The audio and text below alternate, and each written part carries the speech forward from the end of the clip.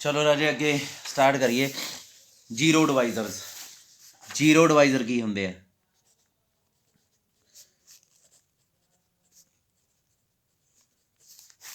राजे एक रिंग च ग्रुप च नहीं रिंग च होंगे है इन्हां दे दो एलीमेंट ਜਿਹੜੇ ਆਪ ਤਾਂ ਨੌਨ ਜ਼ੀਰੋ ਹੋਣ ਪਰ ਉਹਨਾਂ ਦੀ ਪ੍ਰੋਡਕਟ ਜ਼ੀਰੋ ਹੋ ਜੇ, ਇਹਨਾਂ ਨੂੰ ਕਹਿੰਦੇ ਆ ਜ਼ੀਰੋ ਡਿਵਾਈਜ਼ਰ। ਇਹ ਆਪਣੇ ਆਪ 'ਚ ਇੱਕ ਪ੍ਰੋਬਲਮ ਨੇ, ਕਿਉਂਕਿ ਆਪਾਂ ਜਿਹੜੇ ਐਲੀਮੈਂਟਸ ਚਾਹੁੰਦੇ ਹਾਂ ਆਪਾਂ ਇਹੋ ਜਿਹੇ ਐਲੀਮੈਂਟਸ ਨਹੀਂ ਚਾਹੁੰਦੇ। ਆਪਾਂ ਇੰਟੀਜ਼ਰ ਪੜ੍ਹਨ ਵਾਲੇ ਬੰਦੇ ਆ, ਹੈ ਨਾ, ਆਪਾਂ ਨੈਚੁਰਲ ਨੰਬਰਸ ਪੜ੍ਹਨ ਵਾਲੇ ਹਾਂ, ਰੀਅਲ ਨੰਬਰਸ ਪੜ੍ਹਨ ਵਾਲੇ ਹਾਂ, ਕੰਪਲੈਕਸ ਨੰਬਰਸ ਪੜ੍ਹਨ ਵਾਲੇ ਆ। ਉਹਨਾਂ 'ਚ ਇਹੋ ਜਿਹਾ ਕੁਛ ਨਹੀਂ ਹੁੰਦਾ। ਦੋ ਨੌਨ ਜ਼ੀਰੋ ਨੰਬਰ ਜਦੋਂ ਤੁਸੀਂ ਚੱਕਦੇ ਹੋ ਤਾਂ ਉਹਨਾਂ 'ਚ ਪ੍ਰੋਡਕਟ ਆ ਜਿਹੜੀ ਉਹ ਵੀ ਨੌਨ ਜ਼ੀਰੋ ਹੀ ਰਹਿੰਦੀ ਆ। ਪਰ ਰਿੰਗ 'ਚ ਹਮੇਸ਼ਾ ਇੱਦਾਂ ਨਹੀਂ ਹੁੰਦਾ। ਰਿੰਗ 'ਚ ਐਸੇ ਦੋ ਐਲੀਮੈਂਟਸ ਵੀ ਹੁੰਦੇ ਆ ਜਿਹੜੇ ਨੌਨ ਜ਼ੀਰੋ ਹੋਣ ਦੇ ਬਾਵਜੂਦ ਉਹਨਾਂ ਦੀ ਪ੍ਰੋਡਕਟ ਆ ਜਿਹੜੀ ਉਹ ਹੁੰਦੀ ਆ ਆਪਣੀ ਜ਼ੀਰੋ। ਅਤੇ ਇਹਨਾਂ ਨੂੰ ਕਹਿੰਦੇ ਆ ਜ਼ੀਰੋ ਡਿਵਾਈਜ਼ਰ ਨਹੀਂ, ਇਹਨਾਂ ਨੂੰ ਕਹਿੰਦੇ ਆ proper zero divisor. Zero divisor ਦੀ ਡੈਫੀਨੇਸ਼ਨ ਅੱਡ ਆ, ਪਰ ਮੈਂ ਉਹ ਤੁਹਾਨੂੰ ਨਹੀਂ ਸਮਝਾਉਣੀ ਚਾਹੁੰਦਾ ਕਿਉਂਕਿ ਉਹਦੀ ਜਿਹੜੀ ਇਹ ਲੋੜ ਨਹੀਂ ਹੈ ਇੰਨੀ। ਠੀਕ ਆ, ਪ੍ਰੋਪਰ ਜ਼ੀਰੋ ਡਿਵਾਈਜ਼ਰ ਆਪਣੇ ਆਪ 'ਚ ਜਦੋਂ ਜ਼ੀਰੋ ਡਿਵਾਈਜ਼ਰ ਆਪਾਂ ਕਹਿ ਦਿੰਦੇ ਹਾਂ ਜੇ ਜ਼ੀਰੋ ਡਿਵਾਈਜ਼ਰ 'ਚ ਵੀ ਚਲੋ ਦੇਖ ਲਓ ਜ਼ੀਰੋ ਡਿਵਾਈਜ਼ਰ ਜੇ ਆਪਣੇ ਕੋਲ ਏ ਐਲੀਮੈਂਟ ਆ, ਇਹ ਰੀਅਲ ਨੰਬਰਸ ਨੂੰ ਬਿਲੋਂਗ ਕਰਦਾ, ਇਹਨੂੰ ਜ਼ੀਰੋ ਡਿਵਾਈਜ਼ਰ ਕਹਾਂਗੇ। ਜੇ ਆਪਾਂ ਨੂੰ ਕੋਈ ਨੌਨ ਜ਼ੀਰੋ ਨੰਬਰ ਮਿਲੇ ਰਿੰਗ 'ਚ ਸਚ ਦੈਟ ਏ ਬੀ ਹੋ ਜੇ, ਸੌਰੀ ਬੀ ਏ ਹੋ ਜੇ ਜ਼ੀਰੋ, ਏ ਹੁਣ ਰਾਈਟ ਸਾਈਡ 'ਤੇ ਪਿਆ ਸੋ ਇਹਨੂੰ ਰਾਈਟ ਜ਼ੀਰੋ ਡਿਵਾਈਜ਼ਰ ਕਿਹਾ ਜਾਊਗਾ। ਜੇ ਏ ਇੱਧਰਲੇ ਪਾਸੇ ਰੱਖ ਕੇ ਬੀ ਜ਼ੀਰੋ ਹੋ ਜੇ ਤਾਂ ਏ ਨੂੰ ਲੈਫਟ ਜ਼ੀਰੋ ਡਿਵਾਈਜ਼ਰ ਕਹਿੰਦੇ ਆ। ਅਤੇ ਜੇ ਦੋਵੇਂ ਪਾਸੇ ਰੱਖ ਕੇ A B B A zero ਬਣਦਾ ਤਾਂ ਏ ਨੂੰ ਜ਼ੀਰੋ ਡਿਵਾਈਜ਼ਰ ਕਹਿ ਦਿੰਦੇ ਆ। ਅਤੇ ਓਬਵੀਅਸਲੀ ਫਿਰ ਏ ਜ਼ੀਰੋ ਵੀ ਹੋ ਸਕਦਾ ਹੈ ਨਾ, ਏ ਜ਼ੀਰੋ ਵੀ ਹੋ ਸਕਦਾ। ਜੀ ਬੀ ਨੂੰ ਜ਼ੀਰੋ ਨਾਲ ਪ੍ਰੋਡਕਟ ਕਰਾਂਗੇ, ਹਾਂ ਜ਼ੀਰੋ ਬਣੂਗਾ। ਇਹ ਬਣਦਾ ਰਿੰਗ ਥਿਊਰੀ 'ਚ ਵੀ ਬਣਦਾ ਹੁੰਦਾ। ਜ਼ੀਰੋ ਨੂੰ ਇੱਧਰਲੇ ਪਾਸੇ ਰੱਖਾਂਗੇ ਤਾਂ ਵੀ ਜ਼ੀਰੋ ਬਣੂਗਾ। ਸੋ ਜ਼ੀਰੋ ਤਾਂ ਹਮੇਸ਼ਾ ਹੀ ਜ਼ੀਰੋ ਡਿਵਾਈਜ਼ਰ ਹੁੰਦਾ। ਜ਼ੀਰੋ ਤਾਂ ਹਮੇਸ਼ਾ ਹੀ ਜ਼ੀਰੋ ਡਿਵਾਈਜ਼ਰ ਹੁੰਦਾ ਇੱਥੇ। ਅਤੇ ਆਪਾਂ ਨੂੰ ਇਹਦਾ ਮਤਲਬ ਇਹ ਨਹੀਂ ਚਾਹੀਦਾ। ਆਪਾਂ ਚਾਹੁੰਦੇ ਹਾਂ ਕੁਛ ਅੱਡ ਤਰ੍ਹਾਂ ਦਾ, ਮਤਲਬ ਜਿਹੜਾ ਐਲੀਮੈਂਟ ਜ਼ੀਰੋ ਨਾ ਹੋਵੇ ਈਵਨ ਦੈਨ ਉਹ ਜ਼ੀਰੋ ਡਿਵਾਈਜ਼ਰ ਬਣੇ।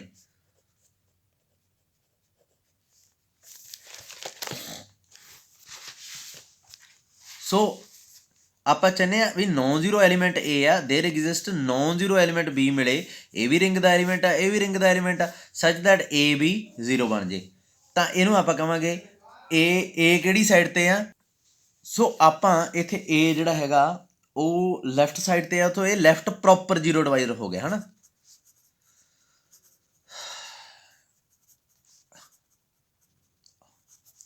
ਅਤੇ ਜੇ ਇਹ ਰਾਈਟ ਸਾਈਡ 'ਤੇ ਹੁੰਦਾ ਤਾਂ left proper right proper zero divisor ਹੋ ਜਾਣਾ ਸੀ।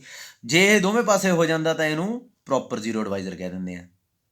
ਪਰ ਰਾਜੇ ਇੱਕ ਚੀਜ਼ ਆ, ਜੇ ਸਿਰਫ ਪ੍ਰੋਪਰ ਜ਼ੀਰੋ ਡਿਵਾਈਜ਼ਰ ਦੀ ਗੱਲ ਕਰੀਏ, ਮੈਂ ਤੁਹਾਨੂੰ ਦੱਸੂਗਾ ਵੀ ਮੈਂ ਸਿਰਫ, ਕਿਉਂਕਿ ਰਾਜੇ ਰਾਈਟ ਅਤੇ ਲੈਫਟ ਦੀ ਆਪਾਂ ਨੂੰ ਰਿੰਗ 'ਚ ਓਨੀ ਲੋੜ ਨਹੀਂ ਪੈਣੀ। ਕਿਉਂਕਿ ਜਿਹੜੀਆਂ ਰਿੰਗ 'ਚ ਆਪਾਂ ਪ੍ਰੋਪਰ ਜ਼ੀਰੋ ਡਿਵਾਈਜ਼ਰ ਪੜ੍ਹਨੇ ਚਾਹੁੰਦੇ ਆ ਨਾ ਉਹਦੇ 'ਚ ਰਾਈਟ ਅਤੇ ਲੈਫਟ ਦੀ ਲੋੜ ਨਹੀਂ ਪੈਂਦੀ। ਕਿਉਂਕਿ ਜਿਹੜੀ ਹੈਗੀ ਆ ਉਹ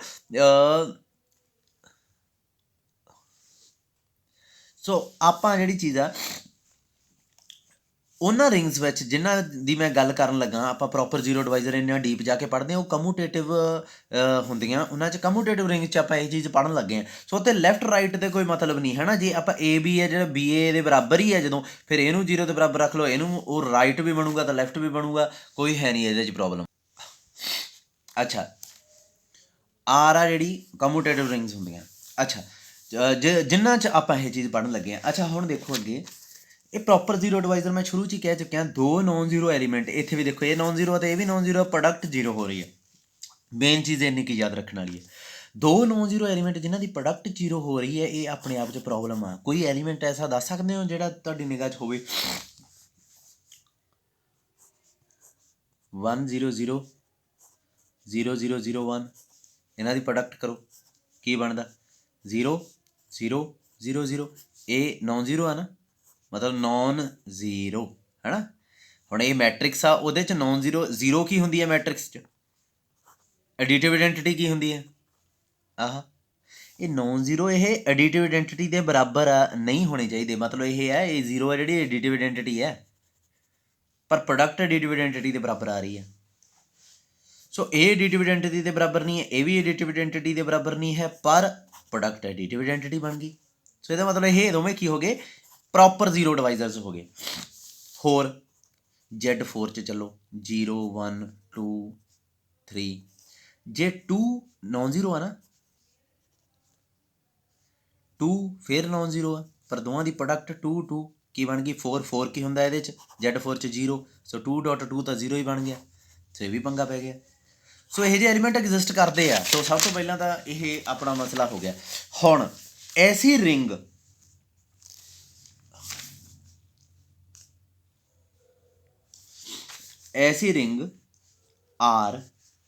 ਆਰ ਬੀ ਅ ਰਿੰਗ, ਸਭ ਤੋਂ ਪਹਿਲਾਂ ਜਿਹੜੀ ਕੀ ਹੋਵੇ ਕਮੂਟੇਟਿਵ,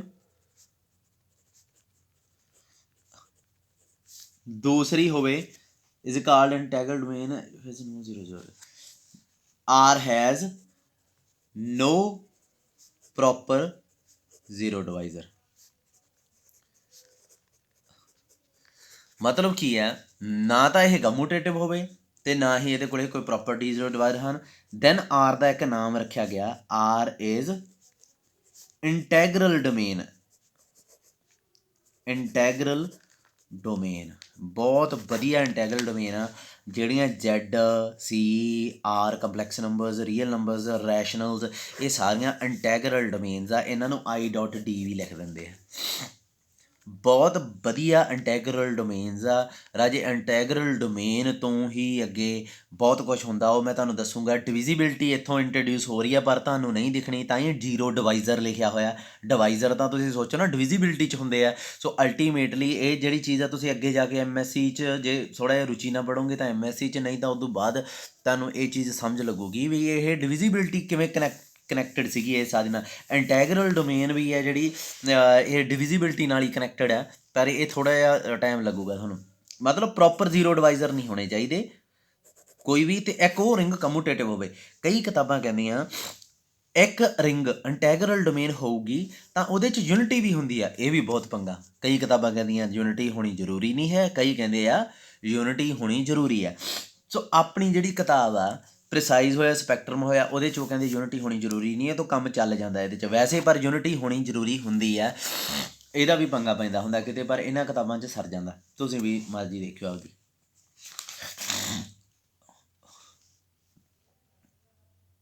ਡਿਵੀਜ਼ਨ ਰਿੰਗ ਦਾ ਇੱਕ ਹੋਰ ਨਾਮ ਹੁੰਦਾ। ਡਿਵੀਜ਼ਨ ਰਿੰਗ ਜ਼ਿਆਦਾ ਕੀ ਸੀਗੀ, ਜਿਹਦੇ 'ਚ ਮਲਟੀਪਲੀਕੇਟਿਵ ਇਨਵਰਸ ਹੁੰਦੇ ਆ। ਡਿਵੀਜ਼ਨ ਰਿੰਗ ਨੂੰ ਸਕਿਊ ਫੀਲਡ ਵੀ ਕਹਿੰਦੇ ਆ। ਸਕਿਊ ਫੀਲਡ ਦੇਖੋ, ਜਦੋਂ ਇਹ ਕਮੂਟੇਟਿਵ ਹੋ ਜਾਂਦੀ ਹੈ ਡਿਵੀਜ਼ਨ ਰਿੰਗ ਤੱਕ ਮਲਟੀਪਲੀਕੇਸ਼ਨ ਦੀਆਂ 4 ਪ੍ਰੋਪਰਟੀਆਂ ਹੋ ਜਾਂਦੀਆਂ ਇਨਵਰਸ ਤੱਕ। ਜੇ ਕਮੂਟੇਟਿਵ ਹੋ ਜੇ ਤਾਂ ਫੀਲਡ ਬਣ ਜਾਂਦੀ ਹੈ, ਜੇ ਕਮੂਟੇਟਿਵ ਨਾ ਹੋਵੇ ਤਾਂ ਉਹ ਸਕਿਊ ਫੀਲਡ ਬਣ ਜਾਂਦੀ ਹੈ। ਸਕਿਊ ਫੀਲਡ ਨੂੰ ਡਿਵੀਜ਼ਨ ਰਿੰਗ ਵੀ ਕਹਿੰਦੇ ਆ, ਇਹ ਯਾਦ ਰੱਖਿਓ। ਹੁਣ ਮੈਂ ਸੋਚ ਰਿਹਾ ਵੀ ਤੁਹਾਨੂੰ ਕੁਐਸਚਨ ਕਿਹੜਾ ਕਰਾਉਣਾ। ਫੀਲਡ ਇੰਟੈਗਰਲ ਡੋਮੇਨ,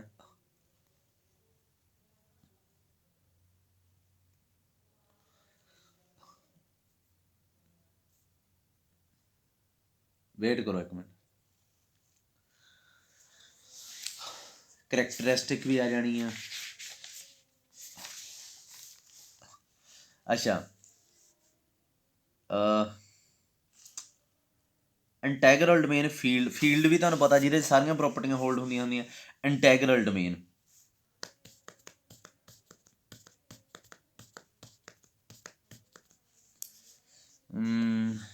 ਥਿਓਰਮ ਦੇਖੋ ਇੱਕ,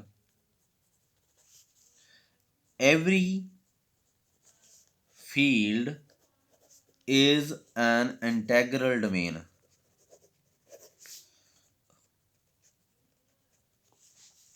ਪ੍ਰੂਫ ਕਿਵੇਂ ਪ੍ਰੂਫ ਕਰੀਏ? ਕੋਈ ਵੀ ਫੀਲਡ, ਫੀਲਡ, ਹਾਂ ਹਰੇਕ ਫੀਲਡ ਕਹਿੰਦਾ ਇੰਟੈਗਰਲ ਡੋਮੇਨ ਹੁੰਦੀ ਹੈ। ਇੰਟੈਗਰਲ ਡੋਮੇਨ ਕਿਹੜੀ ਹੁੰਦੀ ਹੈ? ਜਿਹੜੀ ਕਮੂਟੇਟਿਵ ਹੋਵੇ ਤੇ ਜ਼ੀਰੋ ਡਿਵਾਈਜ਼ਰ ਨਾ ਹੋਣ। ਰਾਜੇ ਫੀਲਡ ਕਮੂਟੇਟਿਵ ਤਾਂ ਹੁੰਦੀ ਆ, ਇੱਕ ਪ੍ਰੋਪਰਟੀ ਤਾਂ ਹੋਗੀ, ਕਿਉਂਕਿ ਫੀਲਡ 'ਚ ਤਾਂ ਸਾਰੀਆਂ ਪ੍ਰੋਪਰਟੀਆਂ ਹੋਲਡ ਹੁੰਦੀਆਂ ਮਲਟੀਪਲ।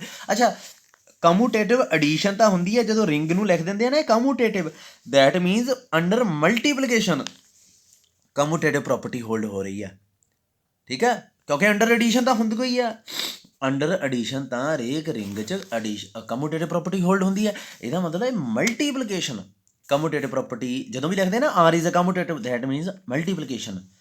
ਮਲਟੀਪਲੀਕੇਸ਼ਨ ਪ੍ਰਧਾਨ ਮੰਤਰੀ ਹੈ। ਐਡੀਸ਼ਨ ਤਾਂ ਐਵੇਂ ਹੀ ਆ, ਆਰ ਕਮੂਟੇਟਿਵ ਮਤਲਬ multiplicative commutative, R has identity ਮਤਲਬ multiplicative identity, R has inverse ਮਤਲਬ ਮਲਟੀਪਲੀਕੇਟਿਵ ਇਨਵਰਸ, ਸਾਰਾ ਕੁਛ ਅੰਡਰ ਮਲਟੀਪਲੀਕੇਸ਼ਨ ਆ, ਐਡੀਸ਼ਨ ਦਾ ਕੁਛ ਨਹੀਂ। ਹੁਣ ਇੱਥੇ ਕਹਿੰਦੇ every field is an integral domain, field commutative ਹੁੰਦੀ ਹੋਈ ਹੈ ਕਿਉਂਕਿ ਉਹਦੇ ਸਾਰੀਆਂ ਪ੍ਰੋਪਰਟੀਆਂ ਹੋਲਡ ਹੁੰਦੀਆਂ। ਸੋ ਇਹ ਇੰਟੈਗਰਲ ਡੋਮੇਨ ਵਾਸਤੇ ਦੋ ਪ੍ਰੋਪਰਟੀਆਂ ਚਾਹੀਦੀਆਂ, ਇੱਕ ਤਾਂ ਹੋਗੀ ਐਜ਼ ਐਂ ਲਿਖੋ let R is a field, ਇਹਦਾ ਮਤਲਬ R is a commutative ring. ਚਲੋ ਜੀ, ਇੱਕ ਤਾਂ ਹੋ ਗਈ ਕਮੂਟੇਟਿਵ ਰਿੰਗ ਤਾਂ ਬਣ ਗਈ, ਰਿੰਗ ਵੀ ਬਣ ਗਈ ਕਿਉਂਕਿ ਫੀਲਡ ਰਿੰਗ ਤਾਂ ਹੁੰਦੀ ਹੋਈ। ਹੁਣ ਰਹਿ ਗਿਆ ਵੀ ਇਹਦੇ ਸ਼ੋਅ ਕਰਨਾ ਆਪਾਂ ਕੋਈ ਜ਼ੀਰੋ ਡਿਵਾਈਜ਼ਰ ਨਹੀਂ ਹੈ। ਹੁਣ ਜ਼ੀਰੋ ਡਿਵਾਈਜ਼ਰ ਨਹੀਂ ਹੈ ਕਿਵੇਂ ਸ਼ੋਅ ਕਰੀਏ ਬਈ? ਆਪਾਂ ਸ਼ੋਅ ਕਰਨਾ ਵੀ ਇਹ ਚੀਜ਼ ਨਹੀਂ ਹੁੰਦੀ, ਮਤਲਬ A ਨੋਨ ਜ਼ੀਰੋ ਹੋਵੇ ਤਾਂ B ਨੋਨ ਜ਼ੀਰੋ ਹੋਵੇ, ਦੈਨ ਇਹ ਚੀਜ਼ ਨਹੀਂ ਹੁੰਦੀ, ਇਹ ਚੀਜ਼ ਨਹੀਂ ਹੁੰਦੀ। ਇਹ ਚੀਜ਼ ਨਾ ਹੋਣ ਨੂੰ ਕਿਵੇਂ ਲਿਖਾਂ? ਮਤਲਬ ਕੀ ਹੈ ਕਿ ਜਦੋਂ ਵੀ A B ਜ਼ੀਰੋ ਹੋਵੇ ਤਾਂ A ਵੀ ਜ਼ੀਰੋ ਹੋ ਜਾਂਦਾ ਤੇ B ਵੀ ਜ਼ੀਰੋ ਹੋ ਜਾਂਦਾ। ਨਾ ਨਾ ਨਾ ਨਾ, ਇੱਥੇ ਐਂਡ ਆ, ਇੱਥੇ ਫਿਰ ਔਰ ਆਊਗਾ।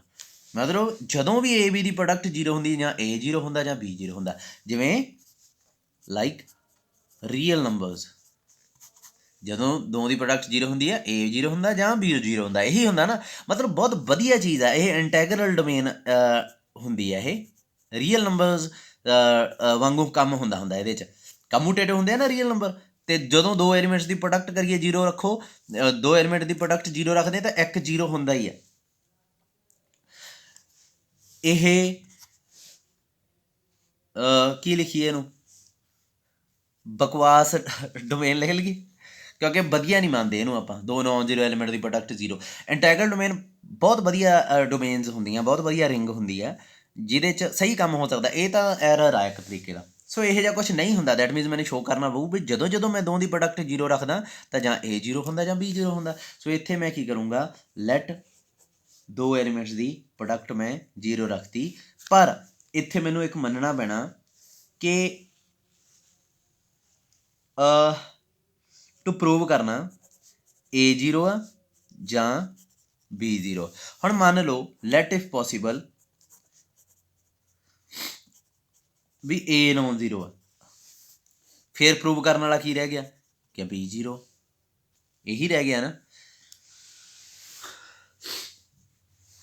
ਰਾਜੇ। ਪਤਾ ਕੀ ਆ, ਦੋ ਕੇਸ ਆਪਾਂ ਪ੍ਰੂਵ ਕਰ ਰਹੇ ਹਾਂ, ਆਪਾਂ ਇਹ ਮੰਨਣਾ ਸੁਭਾਵਕ ਆ, ਕਿਉਂਕਿ ਜੇ ਮੰਨ ਲਓ ਤੁਸੀਂ ਕਹਿੰਦੇ ਪਹਿਲਾ ਕੇਸ ਕੀ ਹੋਣਾ ਚਾਹੀਦਾ ਸੀ ਇਹਦੇ 'ਚ, ਪਹਿਲਾ ਕੇਸ 1 A ਜ਼ੀਰੋ, ਕੇਸ 2 ਕੀ ਹੋਣਾ ਚਾਹੀਦਾ ਸੀ A ਨੋਨ ਜ਼ੀਰੋ। ਇਹਨਾਂ ਦੋਵਾਂ ਤੋਂ ਇਲਾਵਾ A ਕੁਛ ਹੋਰ ਹੋ ਸਕਦਾ ਨਹੀਂ।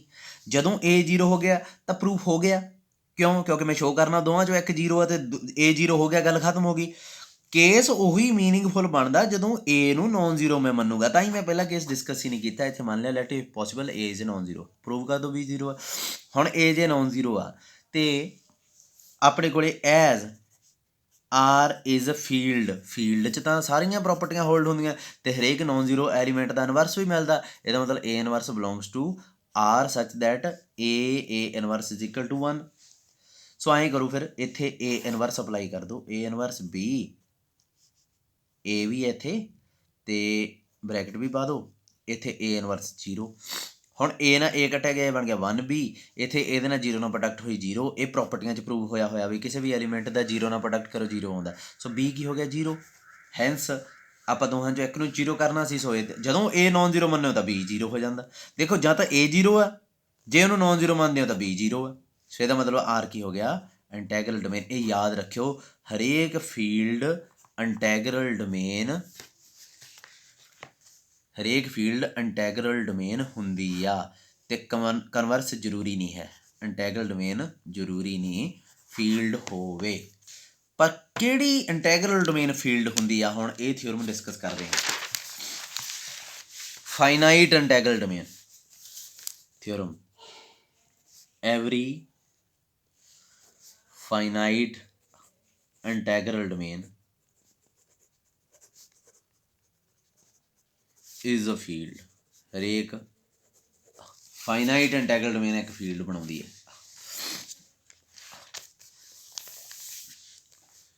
ਕਿਵੇਂ?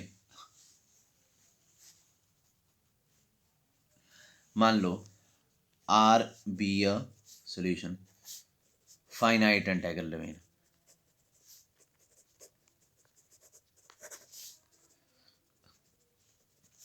ਠੀਕ ਹੈ। R ਮੰਨ ਲਓ ਤੁਸੀਂ, ਆਹ ਮੰਨ ਲਈ ਮੈਂ A1 A2 up to so on AN, ਠੀਕ ਹੈ। ਲੈਟ A ਬਿਲੋਂਗ ਕਰਦਾ R 'ਚ, A ਹੈ ਜਿਹੜਾ ਨੋਨ ਜ਼ੀਰੋ ਐਲੀਮੈਂਟ ਮੰਨ ਲਿਆ, ਕਿਉਂਕਿ ਇਹ ਫਾਈਨਾਈਟ ਆ। ਇੱਕ ਚੀਜ਼ ਯਾਦ ਰੱਖਿਓ ਰਾਜੇ, ਰਿੰਗ ਆ ਜਿਹੜੀ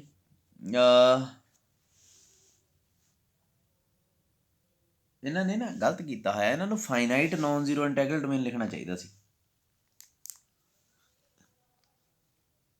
ਐਵਰੀ ਫਾਈਨਾਈਟ ਨੋਨ ਜ਼ੀਰੋ ਲਿਖਣਾ ਚਾਹੀਦਾ ਸੀ ਇਹਨਾਂ ਨੂੰ, ਕਿਉਂਕਿ ਨੋਨ ਜ਼ੀਰੋ ਐਲੀਮੈਂਟ ਜ਼ਰੂਰੀ ਥੋੜ੍ਹੀ ਆ ਵੀ ਤਾਂ ਰਿੰਗ ਬਣਦਾ। ਕੱਲੀ ਸਿੰਗਲਟਨ ਸੈੱਟ ਜ਼ੀਰੋ ਇਹ ਰਿੰਗ ਬਣਾ ਦਿੰਦੀ ਹੈ, ਇਹ ਫੀਲਡ ਬਣ ਹੀ ਨਹੀਂ ਸਕਦੀ ਕਦੇ ਵੀ। ਇੰਟੈਗਰਲ ਡੋਮੇਨ ਹੈ, ਹਾਂ ਹੈ, ਕੋਈ ਪ੍ਰੋਪਰ ਜ਼ੀਰੋ ਡਿਵਾਈਜ਼ਰ ਨਹੀਂ ਹੈ, ਪਰ ਇੰਟੈਗਰਲ ਡੋਮੇਨ ਆ ਜਿਹੜੀ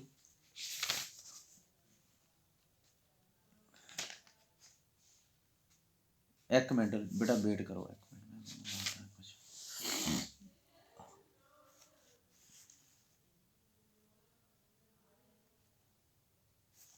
ਲਿਖਣਾ ਤਾਂ ਚਾਹੀਦਾ ਸੀ ਇਹਨਾਂ ਨੂੰ, finite non zero integral domain ਲਿਖਣਾ ਚਾਹੀਦਾ ਸੀ।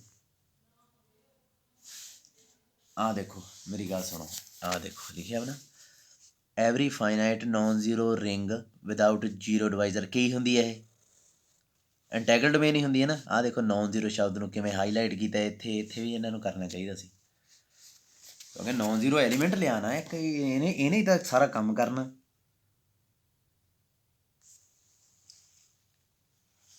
ਚਲੋ ਕੋਈ ਨਾ, ਨੋਨ ਜ਼ੀਰੋ ਐਲੀਮੈਂਟ ਲੱਭ ਗਿਆ ਮੇਰੇ ਤਾਂ ਨਾ, finite non zero integral domain ਹੋਣੀ ਚਾਹੀਦੀ ਹੈ। ਅੱਛਾ A ਨੋਨ ਜ਼ੀਰੋ ਚੱਕ ਲਿਆ, ਕੰਸੀਡਰ ਕਰੋ, ਕੰਸੀਡਰ ਦ ਸੈਟ S, ਕਿਵੇਂ ਕੰਸੀਡਰ ਕੀਤਾ? A ਨਾਲ ਪ੍ਰੋਡਕਟ ਕਦੋਂ ਆਪਾਂ ਕੀਤਾ, ਇਹ ਗਰੁੱਪ 'ਚ ਸੇਮ ਕੰਮ ਕੀਤਾ ਹੋਇਆ, ਸੈਟ ਕੰਸੀਡਰ ਕਰ ਸਕਦੇ ਹਾਂ। S ਨਵਾਂ ਇਹਦੇ ਐਲੀਮੈਂਟਸ ਨਾਲ, ਹੁਣ S ਆ ਜਿਹੜਾ ਇਹ A1 ਐਲੀਮੈਂਟ ਕਿਹਦਾ? Ring the. A ਐਲੀਮੈਂਟ ਕਿਹਦਾ? ਰਿੰਗ ਦਾ। ਪ੍ਰੋਡਕਟ ਕਿਹਦਾ? ਐਲੀਮੈਂਟ ਰਿੰਗ ਦਾ। ਸੋ ਇਹ ਰਿੰਗ ਦਾ ਐਲੀਮੈਂਟ, ਇਹ ਵੀ ਸਿਮਿਲਰਲੀ, ਸੋ S ਆ ਜਿਹੜਾ ਇਹ R 'ਚ ਕੰਟੇਨ ਹੋ ਗਿਆ।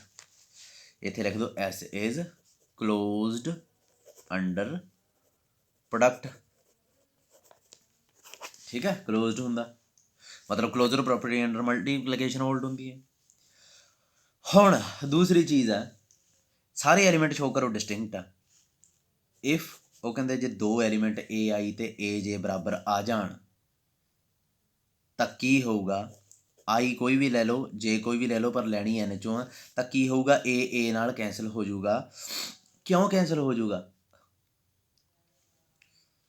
ਇਹਨਾਂ ਨੇ ਰਿਜ਼ਲਟ ਪ੍ਰੂਵ ਕੀਤਾ ਨਹੀਂ ਇਹ ਇੰਟੈਗਰਲ ਡੋਮੇਨ 'ਚ ਨਾ, ਹਾਂ ਕੀਤਾ ਹੋਇਆ। ਰਾਜੇ ਇੱਕ ਚੀਜ਼ ਯਾਦ ਰੱਖਿਓ, ਇੰਟੈਗਰਲ ਡੋਮੇਨ 'ਚ ਨਾ ਮੇਰਾ ਰਹਿ ਗਿਆ ਰਿਜ਼ਲਟ ਪ੍ਰੂਵ ਕਰਨ ਵਾਲਾ, ਆਪਣੀ ਬੁੱਕ 'ਚੋਂ ਦੇਖ ਲਿਓ ਤੁਸੀਂ, ਆਸਾਨੀ ਨਾਲ ਸਮਝ ਲੱਗ ਜੂਗੀ। ਇੰਟੈਗਰਲ ਡੋਮੇਨ 'ਚ ਕੈਂਸਲੇਸ਼ਨ ਲਾ ਹੋਲਡ ਹੁੰਦਾ। ਚਲੋ ਮੈਂ ਇੱਥੇ ਹੀ ਪ੍ਰੂਵ ਕਰ ਦਿੰਦਾ। ਜੇ ਮੰਨ ਲਓ ਇਹ ਚੀਜ਼ ਹੋ ਗਈ ਤਾਂ ਮੈਂ A ਨੂੰ AI ਤੇ ਇੱਥੇ AJ ਲਿਖ ਸਕਦੇ ਹਾਂ ਨਾ। ਛੱਡੋ ਤੁਸੀਂ, ਕੁਛ ਨਹੀਂ ਪ੍ਰੂਵ ਕਰਨ ਦੀ ਲੋੜ ਆ। ਇੱਥੇ ਦੇਖੋ A ਕਾਮਨ ਵੀ ਕੱਢ ਸਕਦਾ ਮੈਂ, ਡਿਸਟਰੀਬਿਊਟਿਵ ਲਾਅ ਆ।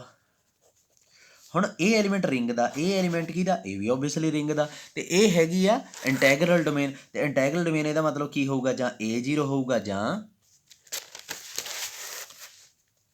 AI minus AJ is equal to 0 ਹੋਊਗਾ ਕਿ ਨਹੀਂ? ਇੱਕ ਮਿੰਟ ਯਾਰ, ਹੋਊਗਾ ਕਿ ਨਹੀਂ ਇਹ? ਸੋ ਇਹਦਾ ਮਤਲਬ ਪਰ ਆਪਣੇ ਕੋਲੇ ਤਾਂ A ਨੋਨ ਜ਼ੀਰੋ ਦਿੱਤਾ ਹੋਇਆ, ਸੋ ਇਹਦਾ ਮਤਲਬ AI ਕੀ ਹੋ ਗਿਆ, AJ ਦੇ ਬਰਾਬਰ ਹੋ ਗਿਆ। ਸੋ ਇਹਦਾ ਮਤਲਬ ਕੀ ਹੈ, ਇਸੇ ਨੂੰ ਹੀ ਕਹਿ ਦਿੰਦੇ ਆ, ਦੇਖੋ ਨਾ A ਨਾਲ A ਕੱਟਿਆ ਗਿਆ ਤੇ ਬਚਿਆ ਕੀ AI AJ, ਇਸੇ ਨੂੰ ਹੀ ਕਹਿ ਦਿੰਦੇ ਕੈਂਸਲੇਸ਼ਨ ਲਾ ਹੋਲਡ ਹੋ ਗਿਆ। ਹੋਇਆ ਕਿਵੇਂ, ਇੰਟੈਗਰਲ ਡੋਮੇਨ ਦੀ ਹੈਲਪ ਨਾਲ ਹੀ ਕੀਤਾ ਨਾ। ਆ ਦੇਖੋ ਇੱਥੇ ਇੰਟੈਗਰਲ ਡੋਮੇਨ ਵਾਲਾ ਰਿਜ਼ਲਟ ਹੀ ਲੱਗਿਆ, ਤਾਂ ਹੀ ਕੈਂਸਲੇਸ਼ਨ ਲਾ ਹੋਲਡ ਹੋਇਆ। ਸੋ ਇੰਟੈਗਰਲ ਡੋਮੇਨ 'ਚ ਕੈਂਸਲੇਸ਼ਨ ਲਾ ਹੋਲਡ ਹੁੰਦਾ। ਹੁਣ ਇਹਦਾ ਮਤਲਬ ਕੀ ਹੈ, S 'ਚ ਸਾਰੇ ਐਲੀਮੈਂਟ, ਜਦੋਂ ਦੋ ਐਲੀਮੈਂਟ S ਦੇ ਬਰਾਬਰ ਹੋਣਗੇ ਤਾਂ ਇਹ ਵੀ R ਦੇ ਐਲੀਮੈਂਟ ਬਰਾਬਰ ਹੁੰਦੇ ਆ। ਸੋ ਇਹਦਾ ਮਤਲਬ ਇਹ ਵੀ ਸਾਰੇ ਡਿਸਟਿੰਕਟ ਹੋਣਗੇ, ਕਿਉਂਕਿ ਇਹ ਸਾਰੇ ਡਿਸਟਿੰਕਟ ਆ। ਚਲੋ ਹੋ ਜਾਓ ਸ਼ੁਰੂ ਫਿਰ। ਇਹਦਾ ਮਤਲਬ ਕੀ ਆ ਕਿ S ਆ ਜਿਹੜਾ ਆਰਡਰ ਆਫ S ਕਿਹਦੇ ਬਰਾਬਰ ਆ, ਇੱਥੇ ਕਰ ਦਈਏ ਆਰਡਰ ਆਫ S ਕਿਹਦੇ ਬਰਾਬਰ ਆ, ਆਰਡਰ ਆਫ R ਦੇ, ਤੇ S R 'ਚ ਕੰਟੇਨ ਵੀ ਹੋ ਜਾਂਦਾ। ਇਹਦਾ ਮਤਲਬ S ਇਜ਼ ਇਕੁਅਲ ਟੂ ਕੀ ਹੋ ਗਿਆ, R। ਨਾਓ R 'ਚ 1 ਹੈ। ਹੁਣ ਦੇਖੋ ਮੇਰੀ ਗੱਲ ਸੁਣੋ, ਇਹਨੂੰ ਕਿਵੇਂ ਪਤਾ ਲੱਗਿਆ R 'ਚ 1 ਹੈ? ਪੈ ਗਿਆ ਨਾ ਪੰਗਾ। ਹੁਣ ਕਿੱਥੋਂ ਆਇਆ 1? ਆਪਾਂ ਤਾਂ ਉੱਪਰ ਕਹਿ ਕੇ ਆਏ ਆ, ਆਪ ਹੀ ਇਹ ਮੇਰੀ ਬੁੱਕ ਵਾਲਾ ਹੀ ਕਹਿ ਕੇ ਆਇਆ ਉੱਪਰ, ਬਈ ਇੰਟੈਗਰਲ ਡੋਮੇਨ ਕਮਿਊਟੇਟਿਵ ਹੋਣੀ ਚਾਹੀਦੀ ਹੈ ਤੇ ਇਹਦੇ 'ਚ ਜ਼ੀਰੋ ਡਿਵਾਈਜ਼ਰ ਨਹੀਂ ਹੁੰਦੇ, ਦੈਟਸ ਇਟ ਬਸ। 1 ਕਿੱਥੋਂ ਆ ਗਿਆ, ਯੂਨਿਟੀ ਕਿਉਂ ਹੁੰਦੀ ਹੈ? ਸੋ ਮੇਰੇ ਅਕੋਰਡਿੰਗ ਨਾ ਤੁਸੀਂ ਵੀ ਆਈ ਕਰਿਓ, ਤੁਸੀਂ ਲਿਖੋ ਨਾ ਉਹ ਜਿਹੜੀ ਡੈਫੀਨੇਸ਼ਨ ਮੈਂ ਲਿਖੀ ਸੀ, ਆਹ ਇੱਥੇ ਲਿਖ ਦਿਓ, ਰਿੰਗ ਵਿਦ ਯੂਨਿਟੀ। ਛੱਡੋ ਖਹਿੜਾ ਤੁਸੀਂ ਵੀ ਐਡੇ ਐਡੇ ਪ੍ਰੂਫ, ਇਹ ਯੂਨਿਟੀ ਹੈ ਨਾ, ਲਿਖ ਲਿਓ ਨਵੀਂ ਡੈਫੀਨੇਸ਼ਨ ਲਿਖ ਲਓ ਤੁਸੀਂ। R be the ring with unity, R is a commutative ring, R has no zero divisor, then R is an integral domain। ਸੋ ਤੁਸੀਂ ਇਹ ਮੰਨ ਕੇ ਚੱਲਣਾ ਵੀ ਇੰਟੈਗਰਲ ਡੋਮੇਨ 'ਚ ਯੂਨਿਟੀ ਹੁੰਦੀ ਹੋਈ ਆ। ਰਾਜੇ ਇਹ ਯੂਨਿਟੀ ਨੂੰ ਪ੍ਰੂਵ ਆਪਾਂ ਕਰ ਸਕਦੇ ਸੀ ਬਿਨਾਂ ਮਦਦ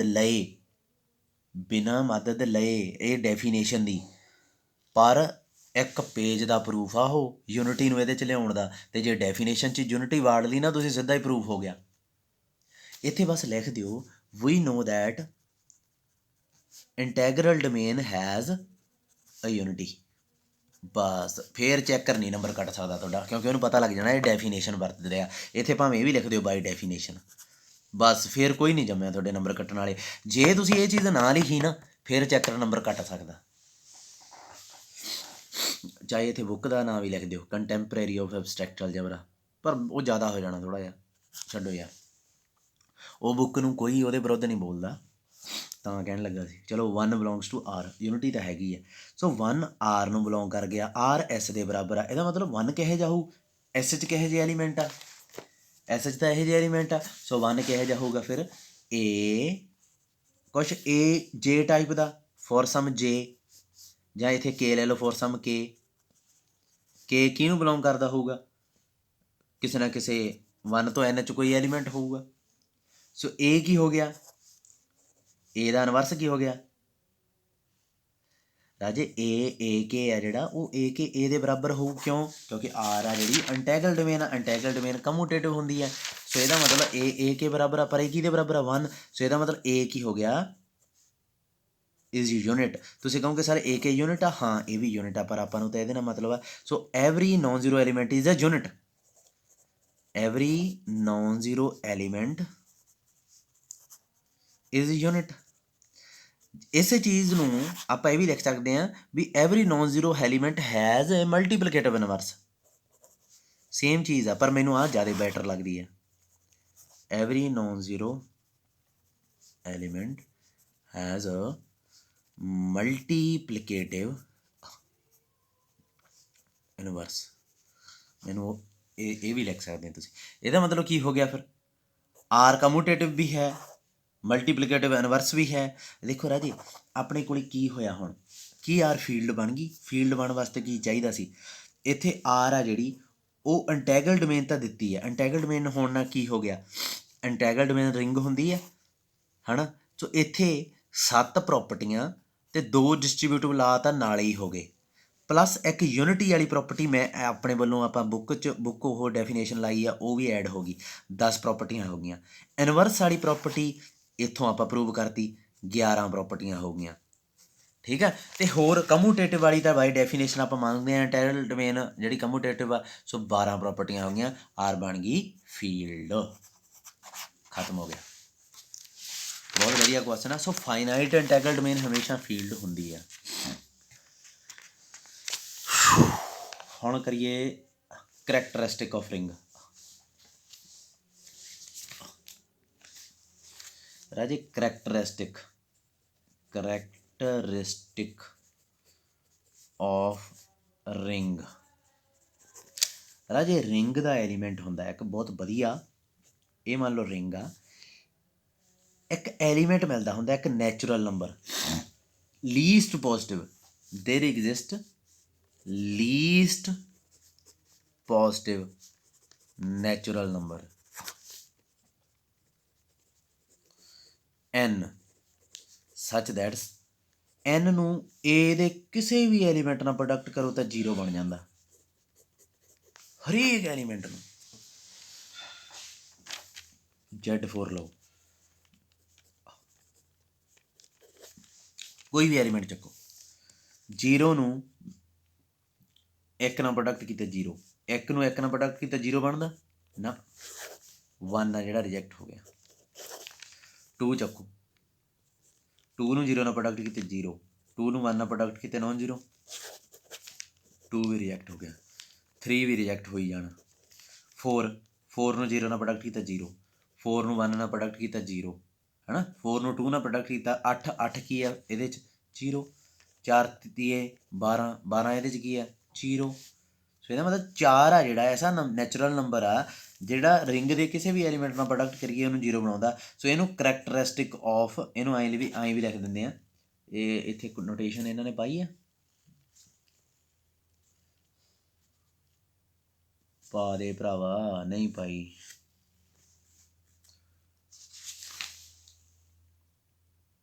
ਕੱਢ ਜੋ ਯਾਰ ਇੱਕ ਮਿੰਟ। ਹਾਂ, CHR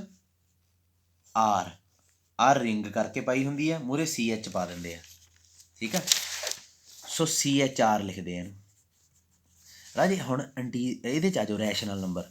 ਰੈਸ਼ਨਲ ਨੰਬਰ ਦਾ ਕਿਹੜਾ ਐਸਾ ਨੰਬਰ ਆ, ਕੋਈ ਮੰਨ ਲਓ ਕੋਈ ਰੈਸ਼ਨਲ ਨੰਬਰ ਆਏ ਤੁਹਾਡੇ ਅੱਗੇ, ਕੋਈ ਨੈਚੁਰਲ ਨੰਬਰ ਦੱਸੋ ਜਿਹਨੂੰ ਇਹਦੇ ਨਾਲ ਮੈਂ ਪ੍ਰੋਡਕਟ ਕਰਾਂ ਤੇ 0 ਬਣ ਜੇ, ਹੈ ਹੀ ਨਹੀਂ। ਸੋ ਇੱਥੇ ਕੀ ਆਊਗਾ, ਇਹ ਇਨਫਾਈਨਾਈਟ ਕਰੈਕਟਰਿਸਟਿਕ 0, ਆਪਾਂ ਕਹਾਂਗੇ ਕਰੈਕਟਰਿਸਟਿਕ ਇਹਦੀ ਕੀ ਹੈ 0, ਮਤਲਬ 0 ਨੂੰ ਪ੍ਰੋਡਕਟ ਕਰੀਏ ਤਾਂ ਇਹ 0 ਬਣਦਾ, ਠੀਕ ਹੈ। ਇਹ ਜਿਹੜੇ ਜ਼ਿਆਦਾ ਕਿਊ ਆ ਨਾ ਇਨਫਾਈਨਾਈਟ ਰਿੰਗ 'ਚ, ਇਨਫਾਈਨਾਈਟ ਰਿੰਗਸ ਆ,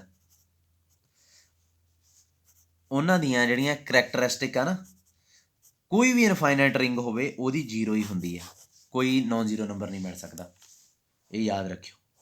ਹੁਣ ਤੁਸੀਂ ਕਹੋਗੇ ਸਰ 0 ਤਾਂ ਇੱਥੇ ਵੀ ਮਿਲਦਾ ਸੀਗਾ। ਰਾਜੇ ਇੱਕ ਚੀਜ਼ ਆ, ਇਹ ਯਾਦ ਰੱਖਿਓ, ਫਾਈਨਾਈਟ ਰਿੰਗ ਦੀ ਕਰੈਕਟਰਿਸਟਿਕ ਆ ਜਿਹੜੀ, ਉਹ ਤੁਸੀਂ ਨੋਨ 0 ਹੀ ਲੱਭਣੀ ਆ। ਇਨਫਾਈਨਾਈਟ ਦੀ ਕਰੈਕਟਰਿਸਟਿਕ ਆ ਉਹ 0 ਹੀ ਹੁੰਦੀ ਆ, ਕੁਛ ਲੱਭਣਾ ਹੀ ਨਹੀਂ। ਸਮਝ ਲੱਗ ਗਈ, ਗੱਲ ਖਤਮ ਹੋ ਗਈ, ਯਾਦ ਰੱਖਿਓ ਇਹ ਚੀਜ਼। ਹੁਣ ਇਹ ਗੱਲ ਕਰਦੇ ਆ, ਇਹ ਕਹਿੰਦੇ ਆ ਕਰੈਕਟਰਿਸਟਿਕ ਅਸੀਂ ਪ੍ਰੂਵ ਕਰਨੀ ਆ ਇੰਟੈਗਰਲ ਡੋਮੇਨ ਦੀ। ਕਰੈਕਟਰਿਸਟਿਕ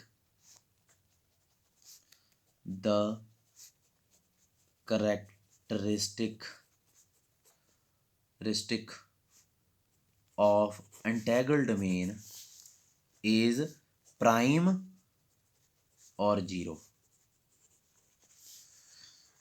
Proof.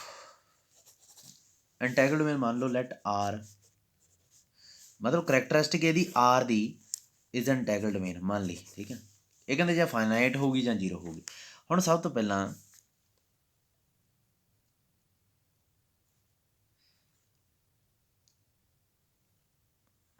ਕਰੈਕਟਰਿਸਟਿਕ of integral domain is prime ਔਰ 0। ਜਦੋਂ ਔਰ ਹੋਵੇ ਨਾ ਇੱਕ ਕੇਸ ਮੰਨ ਲਈਦਾ ਹੁੰਦਾ, if characteristic of R is 0 then we are done, ਗੱਲ ਖਤਮ ਹੋ ਗਈ। If characteristic of R is non 0, now to prove, ਹੁਣ ਪ੍ਰੂਵ ਕਰੋ ਵੀ ਇਹ ਕੀ ਆ ਪ੍ਰਾਈਮ। ਸਮਝ ਲੱਗੀ, ਇੱਕ ਵਾਰੀ 0 ਹੋ ਗਈ ਤਾਂ ਗੱਲ ਖਤਮ ਹੋ ਗਈ, ਇਹ ਪ੍ਰੂਵ ਹੋ ਗਿਆ। ਜੇ ਨੋਨ 0 ਤਾਂ ਆਹ ਪ੍ਰੂਵ ਕਰੋ। ਕਿਵੇਂ ਪ੍ਰੂਵ ਕਰੀਏ, ਮੰਨ ਲਓ let characteristic of R is n and n is non 0। ਹੁਣ ਇਹਦਾ ਮਤਲਬ ਕੀ ਹੈ ਕਿ NA ਇਜ਼ ਇਕੁਅਲ ਟੂ 0 ਹੋਊਗਾ for each A belongs to R, है ना डेफिनेशन। तो एन की होगा लीस्ट। ਹੁਣ एक चीज़ देखो राजे, जे मान लो इन्हें पता नहीं किवें प्रूव किया वन ਜਾਂ ਵਿੱਚ ਫਸਾਈ ਬੈਠਾ है क्योंकि इंटैगल डोमेन है वन ਵਿੱਚ ਲਿਆ ਰਿਹਾ है पर मेरा इन्ना मन नहीं कर रहा वन ਨੂੰ ਵਿੱਚ ਲਿਆਉਣ ਦਾ। जे मैं ऐ करा R let for each R belongs to R, ਆਪਾਂ ਨੂੰ ਇਹ ਤਾਂ पता ना भी आर स्केयर है ਜਿਹੜਾ फिर रिंग 'ਚ जाऊगा। तो जो आर स्केयर ਨੂੰ मैं एन नाल करिए एक मिनट